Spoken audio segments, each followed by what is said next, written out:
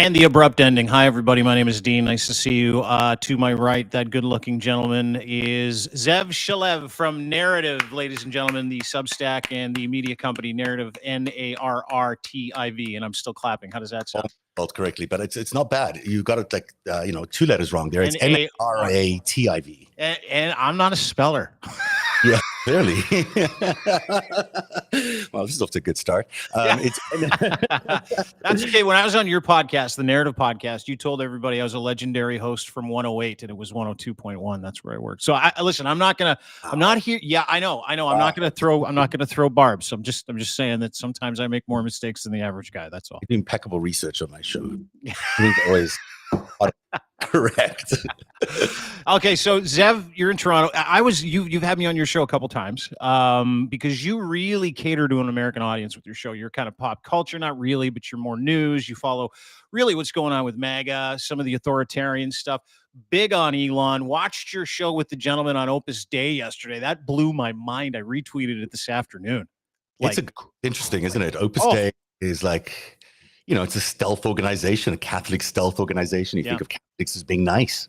You don't think of them having like a stealth, well, some of us might, but you don't think of them as being like having a stealth intelligence organization overthrowing the American government. But there you go. Oh, dude, it was incredible. And I know Martin Gore because I've watched him kind of release this Opus Dei book, and he's been on with a couple of people that I follow. And I'm like, oh my God, this is actually it's like a Dan Brown book. It's like, you know what I mean? Like it literally, Dan Brown, Da Vinci Code, if you've read that, and you know anything about Opus Dei, it's very conspiratorial and spiritual. It sits in the realm of Knights Templar and numerology and divine numbers and stuff like that. It's really it's a real cool book if you're like a beginning reader, right? Yeah. But you just never thought that Opus Dei was a real thing. And then I started following this Martin guy, and he's like, got this book coming out about Opus Dei, and then all the people in Argentina involved with Opus Dei got busted for human sex trafficking, and I'm like, oh my God, this is fucking real. It is the thing is, Opus Dei is the Da Vinci Code. Now, for those people who love that movie, that was basically that movie. That was the movie that, at least the book originally, was based on Opus Dei's conspiracy. Mm-hmm. Now, you can question whether that conspiracy existed or not in reality, but I would say it existed. And Opus Dei ran a huge campaign against that movie to try and discredit it and the book and discredit Dan Brown. But, I don't know whether it was all made up. There's a lot of, when you've got a 2,000-year-old religion, there's a lot of secrets. There's a lot of hidden codes. There's a lot of stuff there's a lot of obfuscation of illegality and sexual inappropriateness. Yes, there is. So, they have a way of doing things like every old institution. And sure, why wouldn't they have passed things down on a code, transcribed into a Da Vinci masterpiece? Why not?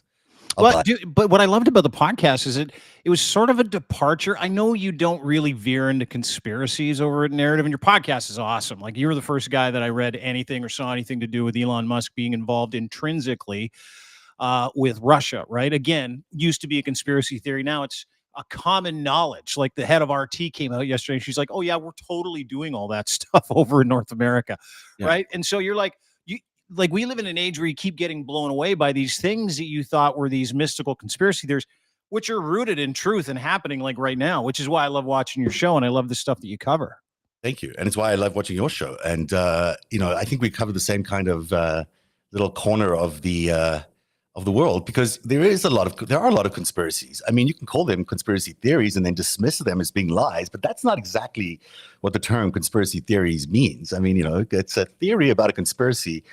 Does not necessarily make it false, although that sort of is the modern day understanding of that. Mm-hmm. But more than that, I think there's some real conspiracies, especially in the political world. It's not going to surprise anybody that there are real conspiracies in the political world, where a lot of bad guys might be up to something, might be trying to, subvert democracy, for example, might be subverting the norms. I mean, it's more likely that there are those conspiracies than there are not those conspiracies. Well, and you see them bear out, to your point, like whether it's Opus Dei, which is a really recent example, or Russia meddling in the U.S. and Canada's democratic process, or, like finding out that India's got a hit squad running around killing people here in Canada, or, dark money, or Elon Musk working with the Russians and Vladimir Putin. You're like, that's so fantastical. It can't be true. Right. And but very few media companies, if any, and very few people with your pedigree go into those corners. Very, very few, for obvious reasons. Right.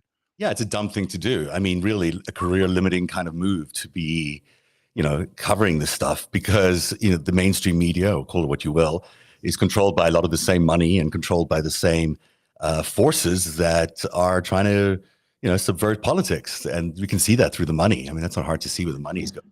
Yeah. So you've got a situation where there are very few journalists who are encouraged to do this at mainstream media organizations. Very few independents go down this road because it's just foolhardy. I mean, I'm if I was giving my younger self 8 years ago some advice, I would have said, "Don't do this. You're crazy." But I did it. So here I am. And the thing is, the truth comes at a price. If you're going to report the truth, it's going to cost you. Yeah. It's going to cost you in many ways, and I'm okay with that these days. I've sort of gotten over the hurdle, but the world is a tough place, and people come at you if you report the truth about them. But I do think that we're owed, people in general are owed sort of one little place where they can get the truth. It's like, if our world is so full of deception and lies and misconceptions, and there's not a single place you can even get the truth, not even a tiny little section of the internet, like a podcast like mine or yours, then what's the point? We're not living in a democracy then. We're just fooling ourselves into believing we have any freedom. Yeah, but the point is kind of public opinion, right? It's like, that's the whole idea. It's not about telling someone the truth or giving them information. It's giving people affirmation now. Like back when you and I grew up, or when you and I were working in Toronto, when I was at a radio station, when I was in MSN, when you were at CBS, producing the morning show at CBS, when you were producing at CBC, like you're one of the most successful producers, executives to come out of Canada to be able to make it in the States. But when I look back at my time in mainstream media, and I can think about 100 examples off the top of my head where there was something really interesting that veered into not conspiracy, but it veered into some pretty heady territory about a politician or a business elite that had some ramifications I wasn't aware of, right? And I remember, and I've had several conversations like this when I was in mainstream media, and I want your take on this. I had several conversations where it was like, okay, we're going to do this bit. And they're like, no, you can't. Why? Well, because that guy knows this guy and he knows our president. And you're like, okay, we're going to do this bit. And they're like, no, you can't talk about that today or tomorrow. And you're like, why not? Well, because if you do that, that's going to open up this can of worms. And there's two guys on our board of directors who go to church with that guy. And I'm like, what the fuck are we doing here then? But it's always been the case, has it not, that mainstream media has always really protected their executive relationships. And I think, that's why in my mind, you're saying the things that we do are stupid because they kind of are. They're stupid, but you expect a country, I harp about the CBC a lot, but because where there is a public broadcaster like we have here, they should be doing the public work. And even they are not doing the public work. So, the one place you'd expect there to be, a sort of bastion of freedom and free expression and news and all that kind of stuff that you want from a news organization, especially a public one, that doesn't even exist there. In fact, that's even more politicized than in most places. So, we're spending all this money, this good government money on creating this broadcaster, which is supposed to, protect Canada and pull Canada together. And it's just being used by politicians to tear it apart. And so, what we do is really stupid, and I wish the public broadcaster would do more of this stuff. I think that's where it belongs. I think that if there is a significant amount of money being spent on public broadcasting, it should be spent on stuff that you can't get elsewhere. And people, I was hired at the CBC to come back from the States to do a show just like my blog, which is exactly like my podcast. They said, sure, have complete free reign, do whatever you want to do. But they don't, they don't give you free reign. They 2 minutes into it, they were like, well, no, you can't do that. And you can't do this and you can't do that. And you can't say Donald Trump is a mobster. And I was like, well, here's the evidence, tons and tons of evidence. What do you mean I can't say it? But you can't apparently. So, yeah. Well, you can't you can say anything, you can do anything, but it's a weird kind of Wild West environment here because I've never been more aware of how corrupt by omission media is in this country, specifically in this country. It's not catch and kill. It's the things that you won't cover because you don't want to piss off the wrong person. You might lose access. You might lose money. You might not. You might have a deal going with a lobbyist and that party if they get into power. Like we all understand how it works, but that's sort of the benefit too of independent media. Guys like us have the ability to kind of go around that. We have the ability to circle the wagons and do this kind of stuff. As to your point, it comes at a cost, but we're not the only people that have recognized that. And I want to talk about Elon Musk and several other billionaires and oligarchs in Canada and the United States who seem to have coordinated their efforts in and around independent media as well. Like and I think that it's a universal truth for people on the left and the right now, where they're like, okay, we don't really get what we need out of mainstream media. We don't really get facts. We get spin, we get opinions. And then the biggest stories in this country aren't even being covered. The India affair not being covered. Pierre Poilievre's lack of background clearance not being covered. And I look in the States and it's the same thing, only you guys have some braver outlets who are like, okay, this is bullshit. But again, a lot of that stuff is like Donald Trump being treated as if he is a legitimate candidate with great ideas who's able to write. So it's the sane washing that gets done by mainstream media as well. I think for the most part, when I started doing this in 2016, again, dumbly, to investigate Donald Trump and figure out what was going on in the world. And my the first blog post I published on a narrative was called The Russia House. And it was looking at how the Trump White House was going to be corrupted by all these Russian influences. At which point, very few people were doing this. It was like December 2016. He'd won, but he wasn't in power yet. And I was like, oh God, this is looking terrible. I posted that because my colleagues at the former news networks that I worked at CBS and all these other places weren't reporting it. And I was like, how come they're not reporting it? It's so strange. So I created a narrative as a way to get to them so they could at least get the truth, even if they weren't allowed to report it. And it's sort of been a subversive thing since then, because I know a lot of those colleagues of mine and still friends of theirs, they've been able to access my my reporting from day one, and they've got a, I don't say that we're the only people responsible for keeping that sort of Russia angle alive in that first year, but we were among them for sure, to pushing the full on investigating all these different aspects that were happening. Yep. So I guess I don't remember your question, but the question really was, what was the question? Remind me what the question was. It was just the complicity, specifically in media, and then watching the rise of independent media outlets like ours, and then of course someone like Elon Musk, who has the ability not to just kind of sidle up to different media outlets. He bought Twitter. And he just decided he was going to own the narrative and he was going to bake the algorithm. And you're kind of, the interesting part about your takes, and if anybody's really interested in what Ze'ev does, you should be. It's called narrative.org. He's got a Substack there as well. You can go and connect with him. You can follow him there. He's got categories. He's got podcasts, of course. You really do a wonderful job of helping people understand what Elon Musk is all about. But you've had some very specific run-ins with this man and his cabal, and you're from the same neck of the woods as Elon, which I find fascinating. Yes. I mean, I grew up in South Africa. I was born in Israel, but grew up in South Africa. And we lived, I guess, Elon Musk and we lived about 50 miles away from each other, and we were the same age. So, when I was growing up in high school, he was in a different part of South Africa, a little bit more Afrikaans and right-leaning than where I was at a nice Jewish day school. But there were opportunities for his school to play rugby against my school. I may have even played rugby against Elon Musk, which would have been a funny thing if he ever played rugby. But he doesn't look like you played a lot of rugby growing up. No, that jump he did the other day, that leap behind Donald Trump. I mean, I was like, I don't know, man.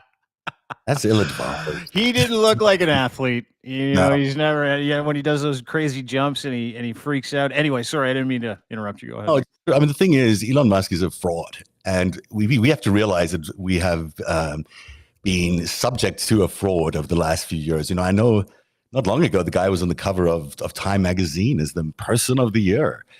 And, what we know about him today is very different than what we knew about him when he was Time Person of the Year. And, he turns out to have regular conversations with the Russian president, which is unusual. I should underline, it's very unusual to have regular conversations with Vladimir Putin. Anybody, but certainly I don't see why a CEO, an American CEO, or a so-called American CEO would be having conversations with the dude on a regular basis. He's close to Chairman Xi in China, where maybe you can understand that a little bit because of the growth of Tesla, because Tesla really is a Chinese company more than anything else. It's sort of its big market is in China, and that's really what they're pursuing. Plus, they get a lot of their breaks in terms of being able to operate in China, and some of their lithium breaks through the Chinese. Yeah, interesting too that the Twitter's banned in China, and he hasn't said a word about censorship there either, because he knows what side of the bread his butter's on, right? Really interesting. Yeah. Of course. But when Brazil does it, it's censorship, right? Oh, yeah. And then he caves, and then he's like, okay, just give me my stuff back. I'll do whatever you want to do. He's a very studied thing. He's a construct, some people have described him to me as, which is sort of a figure that is a creation of intelligence groupings or wealthy individuals or organized criminal activity type organizations. So you've got this guy who, by the way, this is underreported, and I've reported this on my show. I don't know if anyone else actually has, but in my investigation, the degrees he claims to have from Stanford, and but they don't exist. He spent more than like a day in Stanford. There's questions about his degrees that he earned in Pennsylvania that they come from subjects that never existed. There was no course curriculum that reflected what he says he got a degree in. He is recognized as being a student at Penn, but he's also recognized as a big donor to Penn. So it's unclear to me whether even his degrees are legitimately him or legitimately true. And then we've also learned a lot about him as a young guy and about what his focus was. His focus was not about the science or the physics of things, although he certainly got engaged with that, some students said. But his focus was more, one person said that they got into his room and there were books and books about famous American technologists but not about their science, but about how they acted and how they was really interested in understanding how to perform almost the role of this public sort of scientific genius that was going to solve all the world's problems. When, of course, in reality, you can do one of those jobs, and have any sleep. All those three, like Twitter's a full-time job. SpaceX, boy, it's a full-time job, you'd think. Tesla's full-time job. This guy seems to do this like in his sleep in between fathering like 150 children and, and getting high on kale or whatever it is that he's doing, more power to him. But I'm just saying that it's not likely that this guy can do all these things at the same time. No one can. But, we've sort of accepted the fact that he is somehow superhuman. And when you look at his political acumen, I mean, he makes the most stupid comments on Twitter or X that you've ever could. I mean, he doesn't obviously understand the difference between fact and fiction, because everything he pushes out is complete fiction. And on top of that, we've reported in our investigation that there's real evidence now that he is pushing real Russian-made propaganda made out of Putin's propaganda farm, directed by Putin's chief sort of administrative chief of staff, let's call him that. Elon Musk we have proof that he retweeted or tweeted propaganda created by this organization, this fake organization that Putin set up, which is basically a propaganda farm. So this guy's it's not like it's a question in my mind that this guy's, working for the Russians, that he's obviously got in league with the Chinese somehow, but that he's actually a very serious threat to national security. And it's fine to say, well, it's okay, let's let him buy all voters in Pennsylvania, but it's not really okay. It's foreign money coming into America's elections and buying all voters to the tune of $1 million a year, $1 million per vote, or whatever it is that they're giving away in that lotto that he's doing. I know not everybody gets $1 million. It's a sweepstakes for an American votes paid for by foreign governments. It's like, this is not kosher. This is not how the system works. That is like the number one story in North America right now. The fact that he's incentivizing people to sign up to vote. clearly, standing on stage with a MAGA hat on. He calls himself Dark MAGA now, which is, well, fuck, whatever. And he's giving people, I believe, to the tune of $77 million he's earmarked. And of course, who knows where that money came from, knowing how many different international bank accounts and how that guy does business. So, when you think about that from a perspective of foreign interference, if that's foreign money, and you think about it being legitimately an election crime, right? What is the conversation happening in the United States right now as far as why nothing is being done about it? Because you got like less than 2 weeks till you elect either Kamala or Dildo Head, and he's legitimately out there, almost like, this is how it feels to me, Zev. Almost feels like he goes, I know this is illegal, but I'm going to fucking jail unless something happens for this guy. And so I'm going to throw all kinds of shit against the wall and see what sticks, and who cares? Almost like he's trying to outrun the illegality or the criminality that he's clearly committing in fucking broad daylight. Because he knows that most election crimes are not prosecuted until after the election. So, hey, if he wins, it doesn't matter. But more than that, he's also, basically owns what he does. The Russians basically own Donald Trump still today. I don't know, this Russia story doesn't seem to sink into people, but through his PAC, through his America PAC, he now funds Donald Trump to the tune of $45 million a month. That is how Donald Trump is getting on the air every day with ads and having all these rallies and everything. You also have to figure that J.D. Vance was a paid-for vice presidential candidate, paid for by Peter Thiel and Elon Musk, who have this, and it's a really interesting partnership dynamic that those two have together. And so you've got this whole Republican campaign, at least on the presidential level, is paid for, bought by, and created by Elon Musk. So, he might have a PAC, and he runs it through a PAC, but the money's coming from overseas, and or at least filtered through whatever organizations he might have or money laundering efforts that he might have. But it's clear to me that this is just a foreign an op, with a Manchurian candidate again, that we're allowing to take another shot at the White House. Why it's being done, I don't know. I think a lot of power, right? Like it seems like the one thing that I see all the time. I had Dave Troy on last week from the Washington Spectator. You're familiar with him. He does pretty good work in this space. And there are different aspects and principles and variables and groups that are involved in this, but it seems to be financial and power related, right? Like how can a guy like Elon get the very most out of this? And he really believes, I think, he can buy America. Like, I think that's the running narrative right now is that can't become the president. So, his goal is, how can I work with other foreign governments and buy the kind of influence that gives me access to set policy so that I can outrun all the shit that I've done?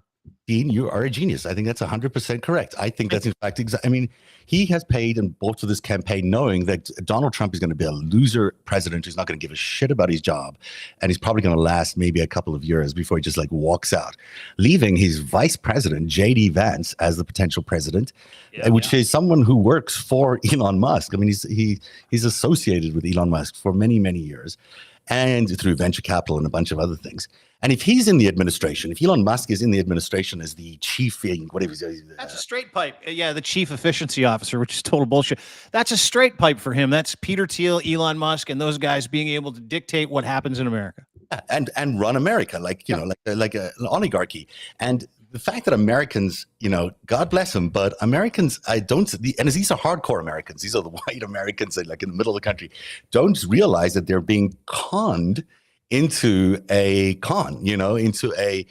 guy who's trying to steal the country from them, installing himself as the king of America, and they can see it, and they'll sell it off for like $1 million sweepstakes every day. That's how it's stunning to me sometimes, the limitation of people to understand the impact that all this has down the line. And I mean, I don't believe the polls, but it is amazing to me that there's still 40-something% of America that supports Donald Trump. It's nuts. It's fucking crazy to me watching him stump around the United States this last week talking about Arnold Palmer's dick. I was like, oh my God, it's like there's only a 3-point difference between. It's also the gayest thing ever. I'm a gay dude, as I can say this. I mean, you are sounding like the Village People, this whole enough, dude. Just if your problem is that you weren't loved enough by your father, then just come on out, come on out. It's safe on this side, Donald Get Trump. over here. We'll be nice to you. We'll have a party, we have nice parties. We have Pride every year. You can walk around shirtless no matter what you look like, and and you can measure anyone's dick, and and you don't have to run the country or like start World War III. It's not necessary. You've had some experiences with him. Because one of the things I wanted to talk about, we talked about it on your podcast just a little bit, but you grew up close to him. You're from South Africa. You understand the culture. You understand the need for power, the desire to create a world around him that looks like it did when he grew up, which is, very apartheid, obviously super easy to see why he kind of head faked everybody with the old, we need to be impartial when he bought Twitter. Now he's like, hey, fuck, I'm all in because this is who I am. But I'm amazed at how petty he is, because he has come after you. And you're just this nice podcaster in Toronto that likes to cover current events when it comes to politics and conspiracy theories. He's like, go after that guy. Well, one of the things that I was lucky to get able to do really on in Twitter's world is I work with a company in Toronto called Stage 10, and we developed a browser switcher, which allowed us to do television on using just a browser and broadcast it across social networks. Now it sounds like you're doing it right now. It's very easy to do these days. Back then it was not that easy to do. Also, it was quite new, and because I helped this company develop the look and feel of their product, they allowed me to use it. And I was like, well, I've got this thing. It allows me to broadcast on Twitter and all these other social networks at any length that I want. So instead of 240 characters, I could do like hour-long broadcasts. I was like, I'll try it. Let's try it. Let's do the narrative podcast live on Twitter. This is not something they anticipated. Whatever game plan they had, live video was not on that game plan. And it caught them by surprise because I was doing this hardcore investigative stuff, revealing who they were. I no promotion for any show that I did. So every time I turned on, it was a complete surprise to them. And I exposed a lot in those few years. And still do today. So they became very aware of me and also very annoyed by me because I kept exposing this stuff. At one point, he banned my live shows. He sort of just pulled my ability to go live, which I was, strange and weird thing to do to somebody. And it took a lot of campaigning to get it back through various sources. But the bigger piece of how I'm involved with them is because they are sort of quasi actors for foreign states. Let's say maybe they work for Russia or China. This is an example. I say it's more than an example. They run operations in America. They have, I always, when I say these stories, I feel like I sound crazy. So let me back up a little bit here and say, first of all, join the club, because every time I talk about any conspiratorial thing, I feel crazy. So go ahead. Yeah, I mean, look, the truth is if you want to have political influence in this world today, you can't just show up and have a press conference. You're going to have a team of operatives who are going to interfere in the real world on occasion, because they want certain stories to go a certain way, or they want to plant information about you, or they want to make some people more credible and some people less credible. They might want to knock out your political opponents, like by revealing their wiener pictures on your laptops or whatever the situation might be. So, there are teams of operatives working for each of these forces that are impacting democracy. And this happens in Canada as much as it does in the United States. And each of those forces has an organizational team. And Elon Musk and Peter Thiel sort of operate under one particular team, or with one particular team, who made it their business to basically, in the same sort of weird move, they try to make me one of them, trying to make me co-opt me into their way of thinking. But at the same time, they also try to discredit me. And they put my career into something called a career cul-de-sac, which I thought was a very lively expression for something and it clearly explains what it is, where you're just sort of stuck in a loop, not really able to get beyond anywhere. You're sort of locked into your little chamber. And they did it very successfully. So The people involved are well-known figures, and I'll mention a couple of them in a minute. But the thing that surprised me is why would someone like Elon Musk care about someone like me? To your point, he's running SpaceX. He owns Twitter. He owns Tesla, Boring Company, bunch of other stuff, super PACs, and he's like, yeah, that Ze'ev guy. He's annoying. Get him. Guy. Well, the truth is, I mean, I still do, but I covered the way the world was and is with a far more truthful approach and far more factual approach than was available at the time. And especially when it came to Trump Russia, which, people sometimes believe the disinformation that it was a hoax. It was not a hoax. There's a ton of evidence to suggest that Russia really backed Donald Trump to being president in 2016. Like Russia's own words and millions of receipts. Yeah. I mean, it's blatantly obvious that that's what happened. It's not even like, there was WikiLeaks, there was Guccifer, it was even Donald Trump. He's like, I talked to him 7 times last month. I mean, it's just fucking crazy. And right? The press conference in Helsinki, I mean, if you didn't think the guy was cowering towards Putin, then I don't know. Dude, when he walked out with Putin there too, he looked like he was owned. It was awesome. Putin had that smile on his face and Trump had a giant shit in his diaper and you could see it. It was awesome. Yeah, and he was owned. He was, and he is owned. He still is. He loves Putin. He made so much money over the years. Here's the other thing about people don't understand about Donald Trump. Sorry, I'm tangenting. No, please, go ahead. The thing that people don't understand about Donald Trump is that he made his money through the Gambinos and who's the other big family? The Cosa Nostras, Gambinos and the Gaudis. Was it the Gaudis? Those Gaudis were part of the Gambinos, I think. But you can't see my lovely little chart here, but I can.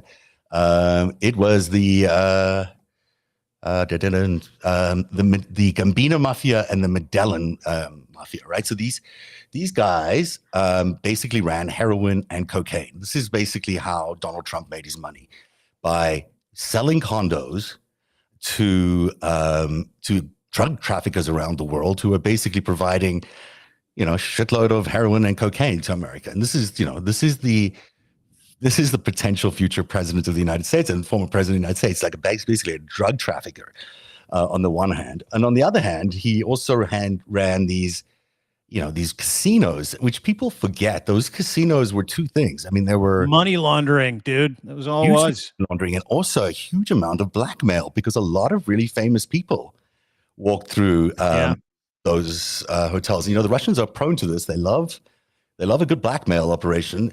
And do you know how many famous people would have been blackmailed through the years at the various Trump casinos, the ones in Atlantic City or whatever one else he had?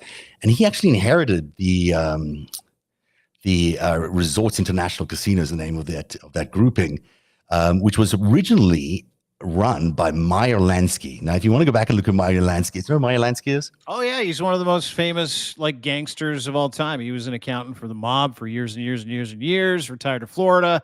Yeah, dude. There's Meyer Lansky. Basically, he was an Israeli mobster. Yeah.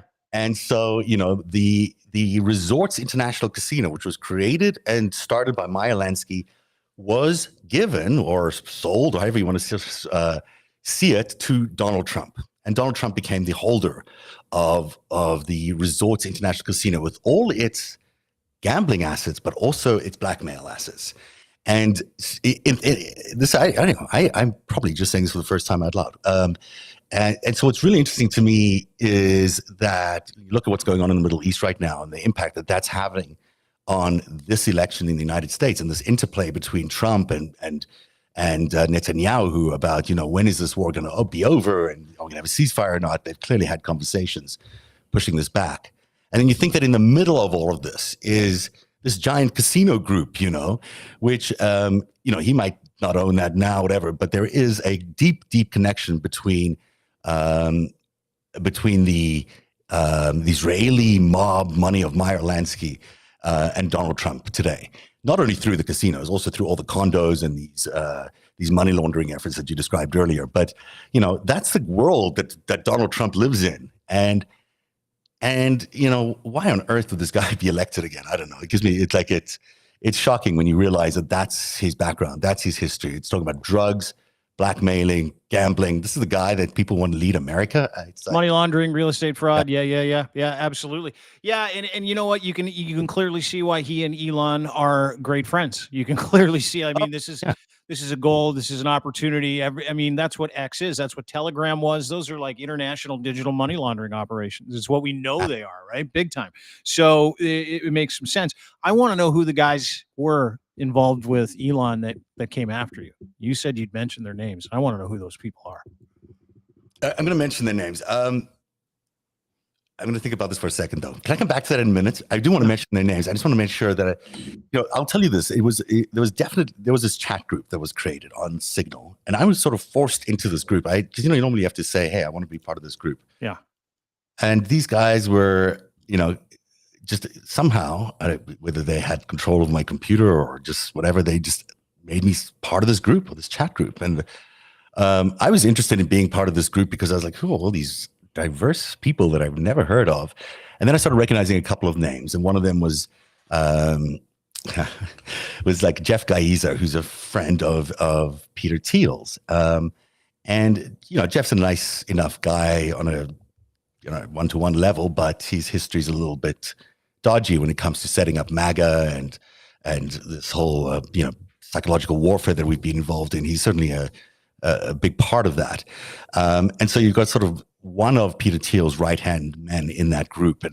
And for me, I was like, well, this is a real opportunity to learn what's going on. But the way they came after me is they said, we're going to fund your project, whatever project you want.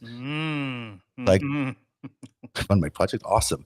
I didn't know who they were affiliated with at the time, but I was like, sure, let's keep talking. Absolutely. I've got lots of ideas for narrative. I really want to grow it. Let's talk about as much of it as we can. And so we did. And the money, of course, never materialized because they would never back projects about truth and democracy. When they found out that that's what it was, they were like, oh. But, I don't think the money was ever going to be there. But it was a way to lure me in. And once I was in, I was really interested in what I was there because I got a firsthand view of what they were up to. As much as they thought they were trying to either coerce me to be part of them or subvert me or whatever it is they were trying to do, that wasn't working. The only thing that was working was I was learning a lot about who they were and what their plans were. And because of the research I'd done before, it was really easy to match what I had learned through my research with what I was seeing in the real world. So, Jesus. Yeah, I mean, see, and this is a lot of the things that people don't understand. That's how people like you and I get put in career cul-de-sacs, right? Yeah. Or that's how they get you. Is that someone will come along? It's not a threat.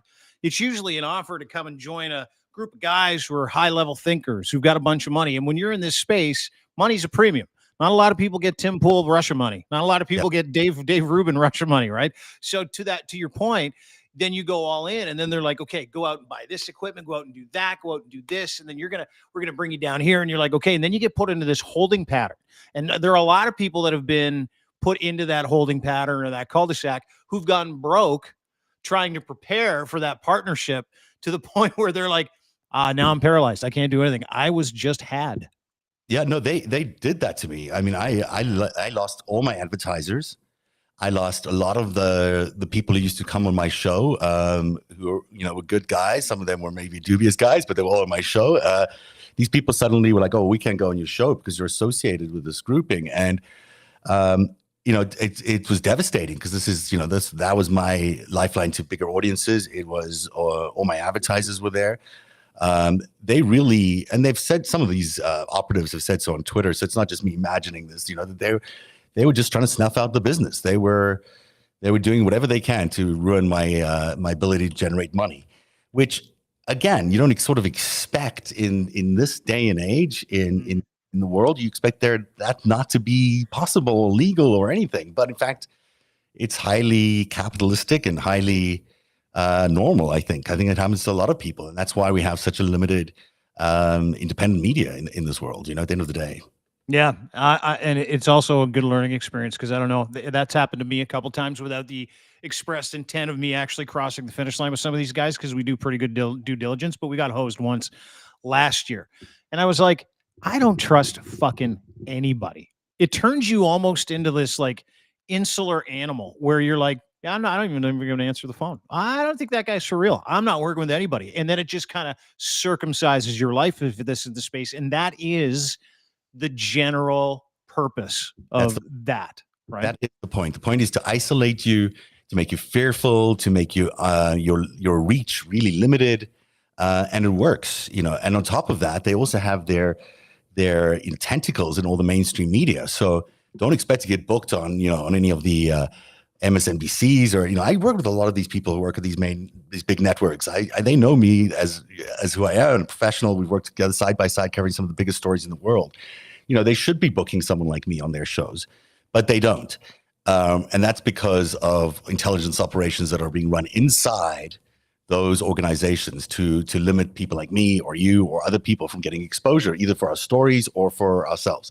So, it's a dark world. Like it's not, when I say it's dumb to go and stupid, it's stupid to try follow the truth and tell the truth. It is, unless you've got some sort of game plan of how you're going to defeat these monsters, you're not going to succeed unless you're, I believe so much in democracy, and I believe so much in freedom because I've lived in an apartheid state, and I know how fucking awful it is living in an apartheid state. Actually willing to put it all on the line because I don't want to go back there, and nor would I survive anything like that. But for me, it's just super important that people understand that we're losing our freedoms. We could lose all these things that are so important to us and they make us who we are.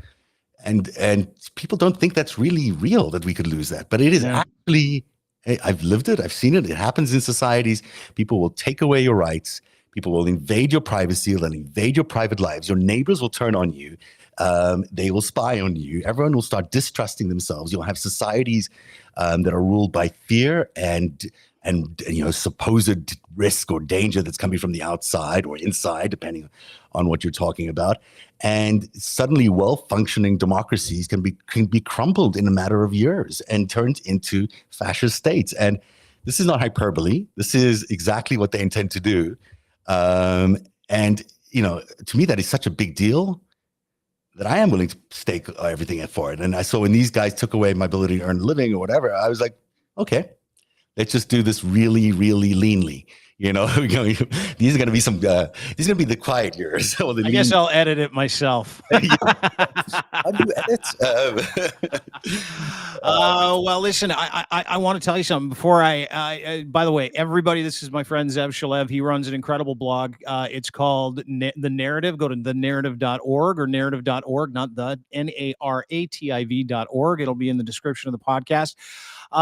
You're one of my favorite follows, and I want to keep this conversation going, and I want to have a part 2 to this conversation next week where we talk about, not just your experience and what happened to you, but we kind of break down the actions of some of the people that we're talking about. And we kind of get into what it is that's been happening in and around us, because there's just been this unleashing of chaos that nobody seems to kind of understand which way is up. And there are very few people out there that have the ability to shine a light and kind of walk through the darkness. And you're one of them, specifically where it comes to authoritarian foreign interference and what the end goal is for people like Elon Musk, MAGA, Maple MAGA, why we see the rise of authoritarianism as an option, why lies seem to work, why lies seem to be taken as truth. So I want to thank you, and thank you for spending some time on the podcast with me today. Thank you for having me on yours. I know I'll be there on Friday for a Narrative Canada update because we've got our own problems here. But dude, there is nobody, and I want to encourage everybody to go follow this man, go and sub to his podcast, The Narrative. Again, narrative.org is where you can get everything, because he's one of those bright lights that has the ability to kind of marshal you or be a Sherpa for your brain. Dude, I appreciate you. Thank you very much for doing this. Where can people get a hold of you? Thank you. They get a hold of me at Twitter. Actually, the best place is X on Twitter. Just Ze'ev Shalev, at Ze'ev Shalev is where you'll find me. Can I spend a minute talking about you? Because I know you've only got a minute, but or less. But I feel the same way about you. I think that I've known your work at that great 108. Was that the name? You're our legend in Canadian broadcasting. I think you're more of a legend in Canadian broadcasting because you have stuck to your own guts and to your own guns about the stuff that you want to talk about. And there are not a lot of people in America who would, or in Canada, that would do the same thing. People would, land up sacrificing, anything these days. So for you to have such a clear-minded, value-driven, ethical approach is so refreshing. And then you're also damn entertaining and damn talented. And the two things are very, very good together, because it's really, it's hard. This is hard stuff for people to digest and also to believe. So having someone like you who's so relatable, authentic, and then who actually really knows his stuff, it really cuts through. And I really appreciate you, and especially in Canada, you've really opened my eyes to what was going on, and certainly the stuff around Polyev. But more than that, there's just such a huge amount of interference going on that, and you're being the one voice that I think is really focused on Canada, that's done the work and has done the hard work of revealing it and exposing it. And thank you for that. So, oh man, dude, the mutual admiration society, I believe that's what they call this, is the same thing. I mean, I followed your career. You do the exact same thing. You sacrifice for the greater good. But who doesn't like picking a fucking fight in the middle of the day? I do, and I like picking fights with assholes. It was funny because when I left radio, I was like, I'm gonna employ my dark powers and just focus them on assholes. That's all I'm gonna do from now on, because I'm an angry young man. I was an angry young man, and now I'm angry about the right things, and I think you are too. And I think it's going to take more people that have the ability to think critically, to be angry about the right things, to be able to funnel that anger into fuel and turn that fuel into doing something good for the people around them.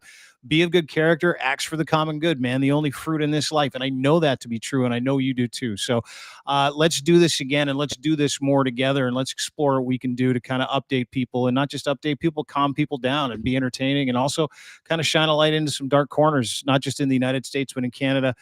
It is an absolute privilege to do this with you. Thank you so much. When you called me to be on your podcast a couple weeks ago, I'm like, oh, this is the first podcast I've ever been asked to be a guest on. This has been incredible. And I watch your show all the time, as you know. So just super grateful that we could connect today, brother. And we're going to connect again, and we're going to hopefully understand some things together. That would be fun, wouldn't it? Yes. All right, buddy. The great Dean Blundell is what I was about to say. There's a story about a show I once did, but we'll talk about that next time. Part 2, and then we'll have a part 3. Maybe get to part 50 this year. It's a funny story. All right, buddy. I look forward to it. Ze'ev Shalev, ladies and gentlemen. TheNarrative.org is where you can find him. Sorry, narrative.org. Ze'ev Shalev on Twitter. He is such a good dude, and he's so consistent, and he's so smart, and he's got a great heart, and he does it for the right reasons. Authenticity plays. Have a great day, everybody. Appreciate you being here. Thank you so much for spending some time with us. You can find us YouTube, Crier Media, crier.co is where you can find everything we do, including all of our blogs, all of our podcasts as well. And of course, anywhere you get your podcasts, if you could rate and subscribe, I'd really appreciate that, specifically on Apple, Spotify, and then of course, YouTube. YouTube's weird.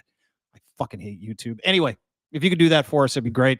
Thank you. Everything we have, as far as Ze'ev goes and far as we go, it's in the description of this podcast as well. So make sure you tell your friends about it. As always, brought to you by our friends at Moment Mushrooms. Moment Mushrooms, makers of fine mushrooms, all kinds, including lion's mane. They've got this incredible line of holistic stuff that's coming out, which is really cool.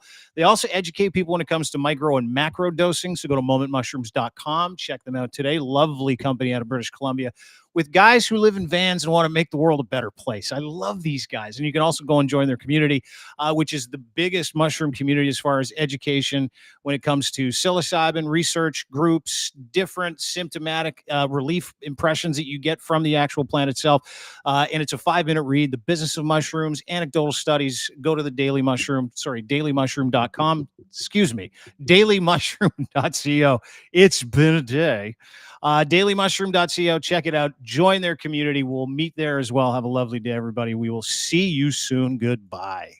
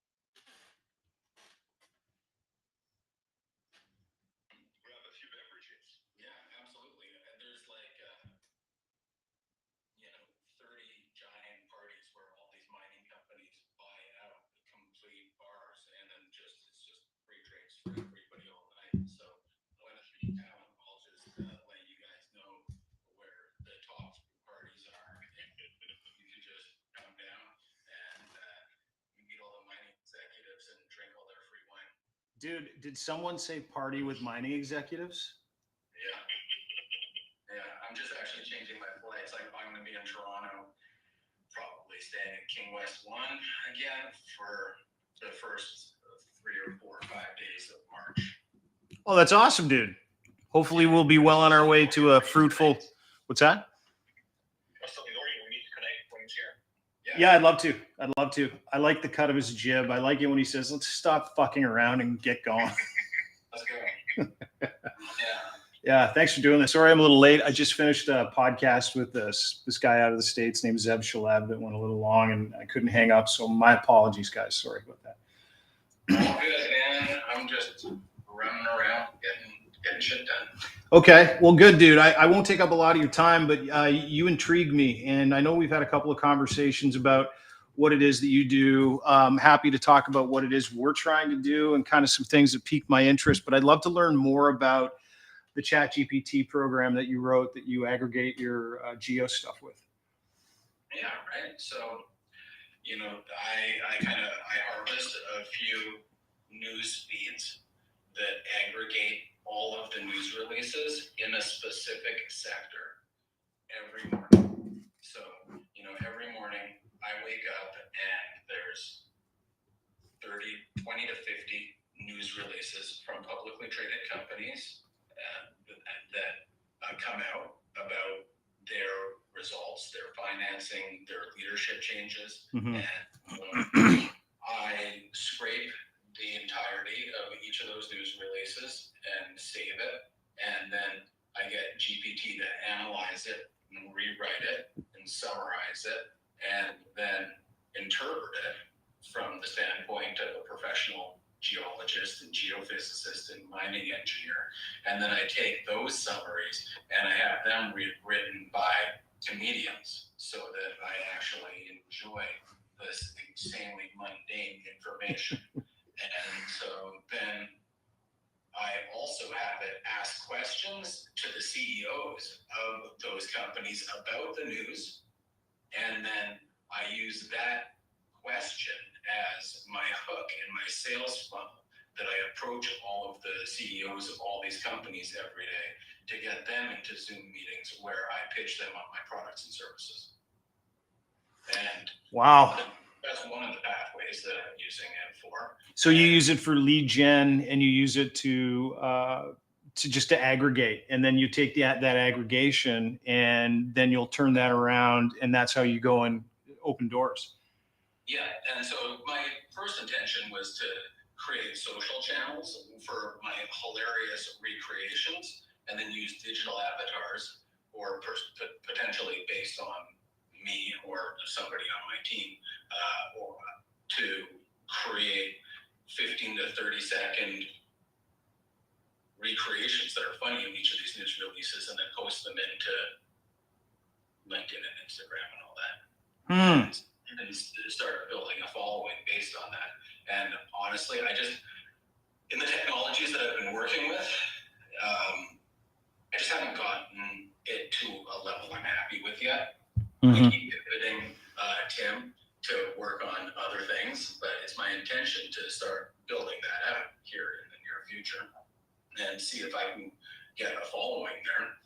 And then if I can get, 10, 20,000 people to consume that type of product every day, then I can start advertising my other products and services inside that stream as well. Is that ever interesting? Hey, BZ? Yeah. Like just from the automation standpoint of not just aggregating, but aggregating in a specific tone for more than one purpose. And not just that, I mean, the idea that you're going to be able to automate some of the content for socials to be able to crawl and drag as well. I mean, that's kind of, that's fascinating. So what is it? Take me through if you can. What is it? I know you're in the geo space, but you do a bunch of different stuff, right? You're a programmer, you're a dev guy, you're a tech guy, entrepreneur, self-made. What do you do? Yeah, I started a web development company in London in 2000, and then that went tits up, and so I came back home and cozied up to the geologists that I was working with and went back to drawing maps because I'm pretty good with GIS data sets, and so I'm kind of the go-to brand for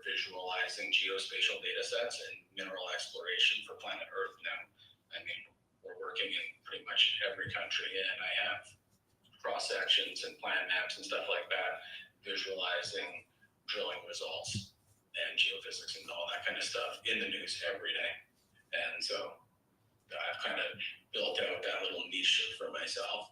And, you know, I have 10 people working for me, cranking away on cross sections for Brazil in the middle of the Amazon today. And I'm building area play maps for the conferences that are coming up in January, February that explain who all the owners are of all the different main mineral discovery belts on planet Earth right now. So just hitting it with all the directions that I can. You know, I'm always trying to get clients to be, you know, use my website services or visualize their data in cool 3D ways. Nice. So you do get your GIS data points, and then you kind of do the mapping and work out from there. Yeah, exactly. I don't do much field work anymore. I had a drone division for a while, but I don't like going to the field and crashing drones. It fills me with anxiety. Nice. I just hang out. Well, that's really cool. I worked on a real estate project a few years back, and we used a lot of GIS data to map points to neighborhoods, to intersections, things like that. And then one of the guys was big into that and just loved mapping software, and we were getting open data sets from the city feeding into overlaying GIS data, and it's fascinating actually. Yeah, it's pretty cool tools that are available to us now. It's really just fancy calculators. I built a website for Remax Western Canada a long time ago, but real estate agents drove me crazy, so I didn't pursue they're paying yes. my dad's one. So, but, you know. That's funny. Okay, so you're coming back to daily too, right? So now that we've got these aggregated summaries, right, we can have them rewritten and interpreted by, you know, a psychologist and somebody that guides journeys, or somebody that's really empathetic and intuitive that, you know, can create some really fun, emotionally sensitive, you know, really recreating the narrative through some of those key pain points that you described in the call the other day, you know, around PTSD and trauma and recovery and all these kind of things, right? I think that there's inspiring pathways where we can derive more intelligent information, and then also potentially like bringing together the best news of the day into one summarized, you know, top 10 list and stuff like that. We should be able to come up with some content that would enable whoever wants to share that information look like the smartest motherfucker in the room. So then you need to decide whose mouth that's going to come out of.